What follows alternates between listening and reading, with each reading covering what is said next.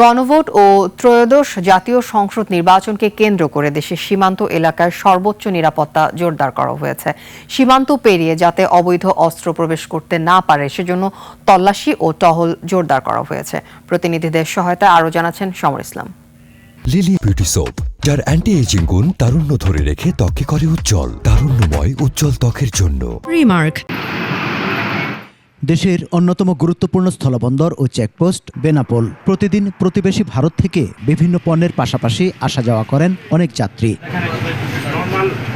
নির্বাচন সামনে বাড়ানো হয়েছে টহল ও তল্লাশি কার্যক্রম। সীমান্তের গুরুত্বপূর্ণ ও ঝুঁকিপূর্ণ এলাকাগুলোতে বাড়ানো হয়েছে গোয়েন্দা নজরদারি। অন্যান্য আইন শৃঙ্খলা রক্ষাকারী বাহিনীর সাথে সমন্বিত প্রয়াস নেওয়া হচ্ছে যাতে করে অস্ত্রগুলো আমরা উদ্ধার করতে পারি এবং আমরা একসাথে কাজ করছি। আমাদের বিশ্বাস আমরা এই ব্যাপারে আরও সফলতা অর্জন করব। নিরাপত্তা জোরদার করায় নির্বাচন সুষ্ঠু ও শান্তিপূর্ণ হওয়ার আশা সীমান্তের বাসিন্দাদের। নির্বাচন সামনে রেখে পরিস্থিতি বিশৃঙ্খল যেন না হয় তা প্রচুর তৎপর আছে। বিজিবি খুবই সচেতন এবং সুরক্ষিতভাবে নজরদারি করছে।